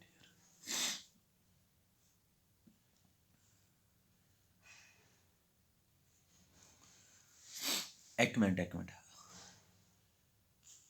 मैं कितने पढ़िया यार ये प्रूफ मैं अपने वालों तो कर नहीं रहा है ना। चलो n square is equal to 0 आऊगा ना क्योंकि हरेक एलीमेंट में भी 0 बनाऊंगा तो आर स्केयर भी बनाऊगा। हुण छड़ दो इत्थे लिख दो for each R belongs to R है ना। हुण लैट इफ पॉसीबल मान लो कि एन आ जिहड़ा कंपोजिट आ ये मान लो पी क्यू पी है जिहड़ा वो कोई नंबर आ ते क्यू भी कोई नैचुरल नंबर है ना। इंटीजर आ क्यू भी कोई इंटीजर आ पर इंटीजर भी ऐसे कि पी ते क्यू वन तो इन्हां दे विच हुंदे। ये मैं दस्सिया सी तुहानूं आपां एक रिजल्ट प्रूव कीता सी कि कंपोजिट नंबर आ जिहड़ा जदों आपां पुट कीता सी ना एवरी ग्रुप सॉरी आ फिर मेरा दिखणों हट गया एक मिनट। सो इत्थे मान लो लैट इफ पॉसीबल एन आ जिहड़ा वो पी क्यू आ पी ते क्यू की है ये इंटीजरस आ ये दोवें वन तो एन दे विच लाई करते हैं। मैं तुहानूं कंपोजिट नंबर की डेफिनेशन दसी सी जदों आपां ग्रुप थ्योरी पढ़ रहे सी एक रिजल्ट कीता सी कि हरेक ग्रुप ਜਿਹੜਾ ਕੰਪੋजिट ਆਰਡਰ ਦਾ ਉਹਦੇ ਕੋਲੇ ਇੱਕ ਪ੍ਰੋਪਰ ਸਬ ਗਰੁੱਪ ਹੁੰਦਾ। ਉੱਥੇ ਇਹ ਚੀਜ਼ ਡਿਸਕਸ ਕੀਤੀ ਹੋਈ ਆ ਸੋ ਮੈਂ ਦੁਬਾਰਾ ਨਹੀਂ ਡਿਸਕਸ ਕਰਨੀ। ਕੰਪੋजिट ਨੰਬਰ ਦੋ ਹਿੱਸਿਆਂ 'ਚ ਲਿਖਿਆ ਜਾ ਸਕਦਾ। ਹਰੇਕ ਹਿੱਸਾ ਜਿਹੜਾ ਉਹ 1 ਤੋਂ n ਦੇ ਵਿੱਚ ਜਾਣੀ ਕਿ 1 ਤੋਂ ਇਹਦੇ ਵਿੱਚ ਹੁੰਦਾ। ਇਹ ਯਾਦ ਰੱਖਿਓ। n ਦੀ ਜਗ੍ਹਾ 'ਤੇ ਪੀ ਕਿਊ ਭਰ ਦਿਓ P Q R square is equal to 0। ਐਂ ਕਰੋ ਹੁਣ ਪੀ ਦੇ ਨਾਲ ਪੀ ਕਿਊ ਆਰ ਐਂ ਲਿਖ ਸਕਦਾ ਇਹਨੂੰ ਮੈਂ ਪੀ ਆਰ ਦੇ ਨਾਲ ਲਾ ਦਿਓ ਕਿਊ ਆਰ ਦੇ ਨਾਲ ਲਾ ਦਿਓ ਇਜ਼ ਇਕੁਅਲ ਟੂ ਪਾ ਦਿਓ 0। ਇੱਥੇ ਆ ਗਿਆ for each R belongs to R ring. राजे ये एलीमेंट आ जिहड़ा ते ये एलीमेंट देखो ये किहदे एलीमेंट आ जे आर रिंग का एलीमेंट आ आर नूं पी वार जोड़ो किहदा एलीमेंट बनूगा रिंग का ते ये पी वार जोड़िया इस करके की बन गया पी आर। तो पी आर किहदा एलीमेंट बन गया रिंग का। सिमिलरली क्यू आर भी रिंग का एलीमेंट। रिंग की है इंटैगरल डोमेन ਆਪਾਂ ਦਿੱਤਾ है करैक्टरिस्टिक ऑफ इंटैगरल डोमेन शो कर रहे हैं। सो ਇਹਦਾ मतलब की है क्लीयरली ਇੱਥੇ लिख दो ਇਹਨੂੰ ਕੱਟ दो as P R and Q R belongs to R therefore ਜਾਂ ਤਾਂ पी आर 0 ਹੋਊਗਾ ਜਾਂ क्यू आर 0 ਹੋਊਗਾ। पर ਇਹ ਕਿਵੇਂ ਪੋਸੀਬਲ ਆ n ਤੋਂ ਛੋਟੇ ਨੰਬਰ ਆ ਇਹ p ਤੇ q ਤੇ ਰਿੰਗ ਦੇ ਇੱਥੇ ਵੀ ਲਿਖੋ ਹੁਣ ਆਹ ਦੇਖੋ ਨਾ ਫॉर ईच आर ਲਿਖਦਾ ਆ ਰਿਹਾ ਮੈਂ ਸ਼ੁਰੂ ਤੋਂ ਇਹ ਐਵੇਂ ਥੋੜੀ फॉर ईच ਲਿਖੀ ਜਾਂਦਾ ਹੈ फॉर ईच आर ਜੇ ਇਹ ਚੀਜ਼ ਹੋਈ ਹਰੇਕ ਰਿੰਗ ਦੇ ਐਲੀਮੈਂਟ ਮੂਹਰੇ p ਲੱਗਦਾ ਤੇ ਇਹ 0 ਬਣੀ ਜਾਂਦਾ ਫਿਰ ਤਾਂ ਕਰੈਕਟਰਿਸਟਿਕ ਆ ਜਿਹੜੀ r ਦੀ p ਨਹੀਂ ਸੀ ਹੋਣੀ ਚਾਹੀਦੀ ਕਿਉਂਕਿ ਇਹ ਤਾਂ n ਤੋਂ ਛੋਟਾ। ਤੇ ਜੇ ਇਹ ਚੀਜ਼ ਹੋ ਰਹੀ ਆ ਤੇ ਕਰੈਕਟਰਿਸਟਿਕ ਫਿਰ r ਦੀ q ਨਹੀਂ ਸੀ ਹੋਣੀ ਚਾਹੀਦੀ ਕਿਉਂਕਿ q ਛੋਟਾ। ਸੋ ਇਹਦਾ ਮਤਲਬ ਕੀ ਹੈ which is not possible but P R and Q R zero ਨਹੀਂ ਹੋ ਸਕਦੇ as characteristic of R is N and N is least such that nr is equal to 0 for each r belongs to ring। सो ਇਹਦਾ मतलब ਕੀ ਹੋ ਗਿਆ क्यों contradiction आई मैं n ਨੂੰ कंपोजिट ਮੰਨਿਆ ਸੀ ਇਹਦਾ मतलब n ਕੀ ਆ ਗਿਆ ਪ੍ਰਾਈਮ। ਆਪਣੀ ਬੁੱਕ 'ਚੋਂ ਇਹਦਾ ਪ੍ਰੂਫ ਦੇਖ ਲਿਓ ਬਹੁਤ ਵਧੀਆ ਪ੍ਰੂਫ ਆ। ਇੱਥੋਂ ਨਾ ਉਤਾਰਿਓ ਜਿਹੜਾ ਮੈਂ ਕਰਾ ਰਿਹਾ ਕਿਉਂਕਿ ਮੈਂ ਬਹੁਤ ਗੱਲਾਂ ਛੱਡ ਰਿਹਾ। ਰਾਜੇ ਆਪਾਂ ਇੱਕ ਚੀਜ਼ ਕੀਤੀ ਸੀ every field is integral domain. ਹੁਣ ਮੈਨੂੰ ਸੋਚ ਕੇ ਦੱਸੋ फील्ड इज इंटैगरल डोमेन ਤੇ ਇੰਟੈਗਰਲ ਡੋਮੇਨ ਦੀ ਕਰੈਕਟਰਿਸਟਿਕ ਕੀ ਹੁੰਦੀ ਹੈ? 0 ਜਾਂ ਪ੍ਰਾਈਮ। ਤੇ ਇਹਦਾ ਮਤਲਬ ਕਰੈਕਟਰਿਸਟਿਕ ਫੀਲਡ ਦੀ ਕੀ ਹੁੰਦੀ ਹੈ? ਜਾਂ 0 ਜਾਂ ਪ੍ਰਾਈਮ। ਤੇ ਇੱਕ ਚੀਜ਼ ਦੇਖੋ ਰਾਜੇ, ਇਹ ਤੇ ਬਹੁਤ ਵਧੀਆ ਚੀਜ਼ ਪਤਾ ਲੱਗੀ ਆਪਾਂ ਨੂੰ। ਇਹਦਾ ਮਤਲਬ Z4 ਦੀ ਕਰੈਕਟਰਿਸਟਿਕ ਕੀ ਆਈ ਸੀ? 4। ਇਹ ਪ੍ਰਾਈਮ ਆ? ਇਹ 0 ਆ? ਨਹੀਂ, ਨਾ ਇਹ 0 ਆ ਨਾ ਇਹ ਪ੍ਰਾਈਮ ਆ। ਜੇ ਇਹ ਫੀਲਡ ਹੁੰਦੀ ਤਾਂ ਇਹ 0 ਹੋਣੀ ਸੀ ਜਾਂ ਇਹ ਪ੍ਰਾਈਮ ਹੋਣੀ ਸੀ। ਇਹਦਾ ਮਤਲਬ Z4 ਫੀਲਡ ਹੀ ਨਹੀਂ ਹੈਗੀ। ਕਿੰਨੇ ਸੌਖੇ ਤਰੀਕਿਆਂ ਨਾਲ ਚੈੱਕ ਕਰ ਸਕਦੇ ਹਾਂ ਆਪਾਂ।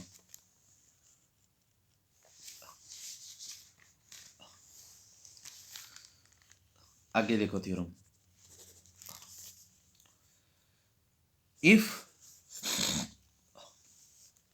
P is characteristic of R, characteristic of finite integral domain।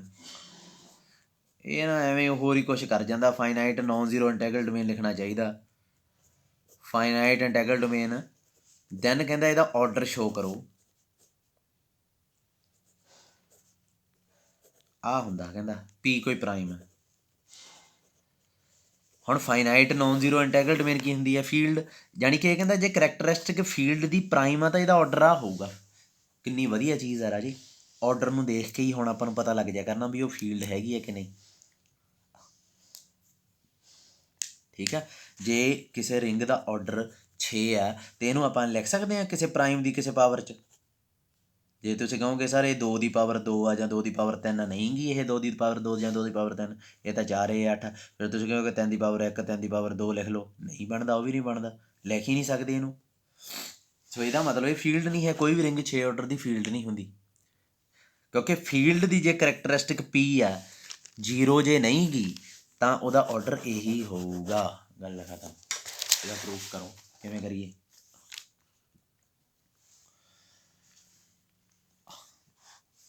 मान लो लेट करैक्टरिस्टिक ऑफ R की है P। ठीक है, प्रूव की करना? ऑर्डर ऑफ R की है P ਦੀ ਪਾਵਰ n। ਰਾਜੇ ਜਾਣੀ ਕਿ ਜਦੋਂ ਵੀ ਕੋਈ ਨੰਬਰ ਆਉਂਦਾ ਨਾ, ਬਸ ਇਹ ਲਾਸਟ ਹੀ ਅੱਜ ਦਾ, ਮੈਂ ਸੋਚਿਆ ਸੀਗਾ ਵੀ ਸਬਰਿੰਗ ਵੀ ਕਰਾ ਦੂੰਗਾ, ਪਰ ਸਬਰਿੰਗ ਦੇ ਮੈਂ ਰਿਜ਼ਲਟ ਹੀ ਭੇਜੂੰਗਾ ਤੁਹਾਨੂੰ ਡਾਇਰੈਕਟ YouTube ਤੋਂ ਲੱਭ ਕੇ, ਕਿਉਂਕਿ ਇੰਨਾ ਪੋਸੀਬਲ ਨਹੀਂ ਹੈ। ਆਰਡਰ ਆਫ R ਜਿਹੜਾ ਹੈ, ਕੋਈ ਵੀ ਨੰਬਰ ਹੈ ਨਾ ਜਿਹੜਾ, ਮੰਨ ਲਓ ਆਰਡਰ ਆਫ R 36 ਹੈ ਅਤੇ ਇਹਦੀ ਪ੍ਰਾਈਮ ਫੈਕਟਰਾਈਜੇਸ਼ਨ ਕਰ ਸਕਦੇ ਹਾਂ ਆਪਾਂ। ਮਤਲਬ ਪ੍ਰਾਈਮ ਨੰਬਰ ਦੀ ਪ੍ਰੋਡਕਟ 'ਚ ਲਿਖ ਸਕਦੇ ਹਾਂ। ਕਿਵੇਂ? 2 ਦੀ ਪਾਵਰ 1 36 ਨੂੰ 2 ਦੀ ਪਾਵਰ 2 4 9, ਤੁਸੀਂ 4 9 ਲਿਖ ਸਕਦੇ ਆ ਨਾ ਇਹਨੂੰ। ਫਿਰ ਇਹਨੂੰ 2 ਦੀ ਪਾਵਰ 2 ਅਤੇ 3 ਦੀ ਪਾਵਰ 2 ਲਿਖ ਸਕਦੇ ਆ ਨਾ। ਦੇਖੋ ਲਿਖਿਆ ਗਿਆ ਨਾ, ਇਹ ਪ੍ਰਾਈਮ ਨੰਬਰ ਪਏ ਆ ਅਤੇ ਉੱਪਰ ਕੁਛ ਵੀ ਹੋ ਸਕਦਾ। ਜਿਵੇਂ 72 ਜੇ ਇੱਥੇ ਹੁੰਦਾ, ਮੈਂ ਕਿਵੇਂ ਲਿਖਣਾ ਸੀ? 2 ਦੀ ਪਾਵਰ 72 ਦੀ ਜਗ੍ਹਾ 'ਤੇ 144 ਲਿਖ ਲਓ, ਤਾਂ ਕਿਵੇਂ ਲਿਖਣਾ ਸੀ? 12 ਛਿਕ 72, 12 ਗਣਾ 12, 4 ਦਾ 4 3 4 3 ਹੈ ਨਾ, 4 ਦਾ ਸਕੇਅਰ 3 ਦਾ ਸਕੇਅਰ। ਪਰ 4 ਦੀ ਸਕੇਅਰ ਨੂੰ ਵੀ ਮੈਂ 2 ਦੀ 2 ਦਾ ਸਕੇਅਰ ਪਾਤਾ ਅਤੇ 3 ਦਾ ਸਕੇਅਰ। ਇਹ ਕੀ ਬਣ ਗਿਆ? 2 ਦੀ 4 3 ਦਾ 2। ਦੇਖੋ ਐਂ ਪ੍ਰਾਈਮ ਫੈਕਟਰਾਈਜੇਸ਼ਨ ਹੋ ਜਾਂਦੀ ਹੈ ਨਾ। ਸੋ ਬੇਸ ਪ੍ਰਾਈਮ ਹੋਣੇ ਚਾਹੀਦੇ ਆ। ਬੇਸ ਪ੍ਰਾਈਮ ਪਾਵਰ ਜਿਹੜੀ ਆ ਉਹ ਨੈਚੁਰਲ ਨੰਬਰ ਹੋਣੀ ਚਾਹੀਦੀ ਆ। ਇਹ ਫੈਕਟਰਾਈਜੇਸ਼ਨ ਹੁੰਦੀ ਆ। ਹੁਣ ਜਾਣੀ ਕਿ ਰਾਜੇ ਇੱਕ ਚੀਜ਼ ਦੇਖੋ, ਇਹਨੂੰ ਮੈਂ ਇਸ ਨੰਬਰ ਨੂੰ ਜਿਹੜਾ ਆ ਲਿਖਿਆ ਹੋਇਆ, ਜੇ ਮੈਂ ਇੱਥੇ 2 ਲਿਖਾਂ ਤਾਂ ਇਹ ਇੰਟੀਜ਼ਰ ਹੋਊਗਾ। ਹਾਂ, ਜੇ ਮੈਂ ਇੱਥੇ 3 ਲਿਖਾਂ ਤਾਂ ਇੰਟੀਜ਼ਰ ਹੋਊਗਾ। ਜੇ ਮੈਂ ਇੱਥੇ 2.3 ਲਿਖਾਂ ਥੱਲੇ ਤਾਂ ਕੱਟ ਕੇ ਇੱਥੇ ਇੰਟੀਜ਼ਰ ਹੀ ਆਊਗਾ ਨਾ। ਡਿਵਾਈਡ ਕਰਨ ਦੀ ਗੱਲ ਕਰ ਰਿਹਾ ਮੈਂ। ਜੇ ਮੈਂ ਥੱਲੇ 2 ਲਿਖਾਂ ਤਾਂ ਇਹਦੇ ਨਾਲ ਇਹ ਪਾਵਰ 1 ਘੱਟ ਜੂਗੀ, ਪਰ ਰਹੂਗਾ ਤਾਂ ਇੰਟੀਜ਼ਰ ਹੀ ਨਾ। ਇਹਦਾ ਮਤਲਬ ਇਸ ਨੰਬਰ ਨੂੰ 2 ਡਿਵਾਈਡ ਕਰਦਾ, ਇਸ ਨੰਬਰ ਨੂੰ 3 ਵੀ ਡਿਵਾਈਡ ਕਰਦਾ, ਕਿਉਂਕਿ ਆਰਡਰ ਆਫ R ਬਟਾ 2 ਕੀ ਹੈ? ਇੰਟੀਜ਼ਰ। ਆਰਡਰ ਆਫ R ਬਟਾ 3 ਕੀ ਹੈ? ਇੰਟੀਜ਼ਰ। ਸੋ ਇਹਦਾ ਮਤਲਬ ਜੇ ਕੋਈ ਵੀ ਆਰਡਰ R ਹੋਵੇ ਅਤੇ ਇੱਥੇ ਵਿੱਚ P1 ਪ੍ਰਾਈਮ ਪਿਆ, ਇੱਥੇ ਅਲਫਾ 1, P2 ਪ੍ਰਾਈਮ ਪਿਆ, ਇੱਥੇ ਅਲਫਾ 2, ਤਾਂ P1 ਵੀ ਡਿਵਾਈਡ ਕਰੂਗਾ ਆਰਡਰ ਆਫ R ਨੂੰ, P2 ਵੀ ਡਿਵਾਈਡ ਕਰੂਗਾ ਆਰਡਰ ਆਫ R ਨੂੰ,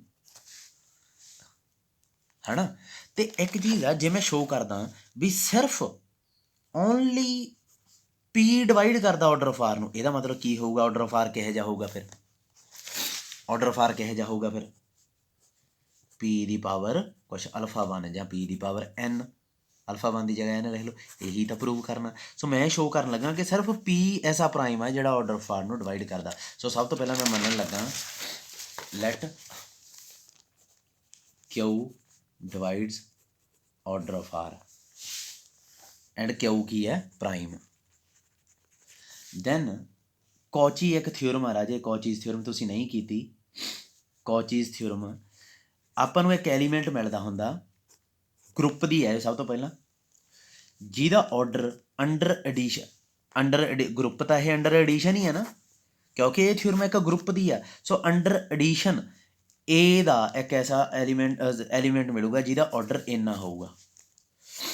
ਜਦੋਂ ਵੀ ਕੋਈ ਐਲੀਮੈਂਟ ਨਾ ਕੋਈ ਪ੍ਰਾਈਮ ਨੰਬਰ 2 ਕਿਸੇ ਗਰੁੱਪ ਦੇ ਆਰਡਰ ਨੂੰ ਡਿਵਾਈਡ ਕਰਦਾ ਜਾਂ 4 ਡਿਵਾਈਡ ਕਰਦਾ, 4 ਨਹੀਂ ਪ੍ਰਾਈਮ ਨੰਬਰ 3 5 7, ਤਾਂ ਉਸੇ ਆਰਡਰ ਦਾ ਇੱਕ ਐਲੀਮੈਂਟ ਗਰੁੱਪ 'ਚ ਜ਼ਰੂਰ ਹੁੰਦਾ। ਪਰ ਇਹ ਗਰੁੱਪ ਦਾ ਅੰਡਰ ਐਡੀਸ਼ਨ ਬਣਦੀ ਹੈ, ਅੰਡਰ ਮਲਟੀਪਲੀਕੇਸ਼ਨ ਤਾਂ ਬਣੇ ਨਾ ਬਣੇ। ਸੋ ਇਹ ਕਿਊ ਏ ਦਾ ਆਰਡਰ ਆ ਗਿਆ ਕਿਊ। ਪਰ ਇੱਕ ਚੀਜ਼ ਯਾਦ ਰੱਖਿਓ, ਕਿਉਂਕਿ ਅੰਡਰ ਐਡੀਸ਼ਨ ਇਹ ਬਣੀ ਹੈ, ਸੋ ਇਹਦਾ ਮਤਲਬ ਕਿਊ ਕੀ ਹੋਊਗਾ, ਕਿਊ ਏ 0, ਕਿਉਂਕਿ ਅੰਡਰ ਐਡੀਸ਼ਨ ਆਪਾਂ ਮੂਹਰੇ ਪ੍ਰੋਡਕਟ ਕਰਦੇ ਹਾਂ ਨਾ ਕਿ ਪਾਵਰ ਲਾਉਂਦੇ ਆ। ਇਹ ਚੀਜ਼ ਯਾਦ ਰੱਖਿਓ। ਅਤੇ ਆਈਡੈਂਟਿਟੀ ਕਿਹੜੀ ਹੈ 0 ਹੁੰਦੀ ਹੈ ਇੱਥੇ, ਠੀਕ ਹੈ, ਇਹ ਯਾਦ ਰੱਖਿਓ। ਸੋ ਵੇਅਰ ਕਿਊ ਇਜ਼ ਲੀਸਟ, ਠੀਕ ਹੈ ਜੀ। ਹੁਣ ਕੀ ਆ ਕਿ ਬਟ ਕਰੈਕਟਰਿਸਟਿਕ ਤਾਂ ਆਪਾਂ ਨੂੰ ਦਿੱਤੀ ਹੋਈ ਆ P, ਅਤੇ ਕਰੈਕਟਰਿਸਟਿਕ ਕੀ ਕਰਦੀ ਆ P A is equal to 0। Characteristic ਨੇ ਵੀ ਸੇਮ ਹੀ ਕੰਮ ਕਰਨਾ, ਠੀਕ ਹੈ। ਸੋ ਇੱਥੇ ਕੀ ਪੰਗਾ ਪੈ ਗਿਆ, ਆਪਾਂ ਕੀ ਕਿਹਾ ਸੀ ਉਸ ਹਿਸਾਬ ਨਾਲ ਦੇਖੋ। ਇੱਕ ਚੀਜ਼ ਇਹਨੂੰ ਜੇ ਅੰਡਰ ਮਲਟੀਪਲੀਕੇਸ਼ਨ ਲਿਖਣਾ ਨਾ, ਇਹ ਇਹੋ ਜਿਹੀ ਚੀਜ਼ ਬਣੂਗੀ, ਏ ਪੀ ਇਜ਼ ਇਕੁਅਲ ਟੂ ਆਈਡੈਂਟਿਟੀ। ਇਹਨੂੰ ਜੇ ਮਲਟੀਪਲੀਕੇਸ਼ਨ 'ਚ ਲਿਖਣਾ, ਇਹ ਬਣੂਗਾ ਏ ਕਿਊ ਇਜ਼ ਇਕੁਅਲ ਟੂ ਆਈਡੈਂਟਿਟੀ। ਅਤੇ ਇਹ ਇੱਕ ਚੀਜ਼ ਦੇਖੋ, ਆਰਡਰ ਏ ਦਾ ਕਿਊ ਆ, ਅਤੇ ਇੱਥੇ ਪੀ ਦੀ ਏ ਦੀ ਪਾਵਰ ਜਦੋਂ ਪੀ ਕਰਦੇ ਹਾਂ ਤਾਂ ਆਈਡੈਂਟਿਟੀ ਬਣਦਾ। ਇਹਦਾ ਮਤਲਬ ਉਸੇ time he order of A divide ਕਰ ਦੂਗਾ ਨਾ ਪੀ ਨੂੰ। ਪਰ ਆਪਾਂ ਮਲਟੀਪਲੀਕੇਸ਼ਨ 'ਚ ਨਹੀਂ ਹੈਗੇ, ਆਪਾਂ ਐਡੀਸ਼ਨ 'ਚ। ਤਾਂ ਸੇਮ ਚੀਜ਼ ਇੱਥੇ ਹੋਊਗੀ, ਪਰ ਫॉर ਐਡੀਸ਼ਨ। ਪੀ ਨੇ ਏ ਵਾਸਤੇ ਆਰਡਰ ਦਾ ਕੰਮ ਕਰਤਾ, ਹੈ ਇਹ ਕਰੈਕਟਰਿਸਟਿਕ ਆ ਪਰ ਆਰਡਰ ਦਾ ਕੰਮ ਕਰਤਾ। ਸੋ ਉਸੇ ਟਾਈਮ ਹੀ ਏ ਨੇ ਪੀ ਨੂੰ ਡਿਵਾਈਡ ਕਰ ਦੇਣਾ। ਪਰ ਆਰਡਰ ਆਫ ਏ ਕੀ ਹੈ ਕਿਊ, ਕਿਊ ਪੀ ਨੂੰ ਡਿਵਾਈਡ ਕਰਦਾ। ਅਤੇ ਦੋ ਪ੍ਰਾਈਮ ਇੱਕ ਦੂਜੇ ਨੂੰ ਕਦੇ ਡਿਵਾਈਡ ਨਹੀਂ ਕਰਦੇ। 2 3 ਨੂੰ ਕਦੇ ਨਹੀਂ ਡਿਵਾਈਡ ਕਰੂਗਾ, 2 2 ਨੂੰ ਹੀ ਕਰੂਗਾ, 3 3 ਨੂੰ ਕਰੂਗਾ। ਸੋ ਇਹਦਾ ਮਤਲਬ ਕਿਊ ਅਤੇ ਪੀ ਬਰਾਬਰ ਨੇ। ਇਹਦਾ ਮਤਲਬ ਜਿਹੜਾ ਵੀ ਪ੍ਰਾਈਮ ਮੈਂ ਮੰਨਦਾ ਆਰਡਰ ਆਫ ਏ ਨੂੰ ਡਿਵਾਈਡ ਕਰੋ, ਆਰ ਨੂੰ ਡਿਵਾਈਡ ਕਰਦਾ, ਉਹ ਪੀ ਦੇ ਬਰਾਬਰ ਆ ਜਾਂਦਾ। ਇਹਦਾ ਮਤਲਬ only P divides order of R. ਇੱਕੋ ਇੱਕ ਪ੍ਰਾਈਮ ਹੈ ਜਿਹੜਾ ਇਹਨੂੰ ਡਿਵਾਈਡ ਕਰਦਾ। ਇਹਦਾ ਮਤਲਬ ਆਰਡਰ ਆਫ ਇੱਥੇ, ਇਹਦਾ ਮਤਲਬ ਸਿਰਫ ਪੀ ਡਿਵਾਈਡ ਕਰਦਾ ਆਰਡਰ ਆਫ ਆਰ ਨੂੰ। ਇਹਦਾ ਮਤਲਬ ਆਰਡਰ ਆਫ ਆਰ ਕੀ ਹੋ ਗਿਆ, ਪੀ ਦੀ ਪਾਵਰ n। ਓਕੇ ਬੇਟਾ, ਹੁਣ ਬਾਕੀ ਸਬ ਰਿੰਗ ਦੀਆਂ ਮੈਂ ਵੀਡੀਓ YouTube ਤੋਂ ਭੇਜੂੰਗਾ, ਇੰਨਾ ਕੁ ਕਰ ਲਿਓ। ਥੋੜ੍ਹਾ ਜਿਹਾ ਜਿਹੜੀਆਂ ਪ੍ਰੋਪਰਟੀਆਂ ਰਹਿ ਗਈਆਂ ਉਹ ਵੀ YouTube ਤੋਂ ਭੇਜੂੰਗਾ।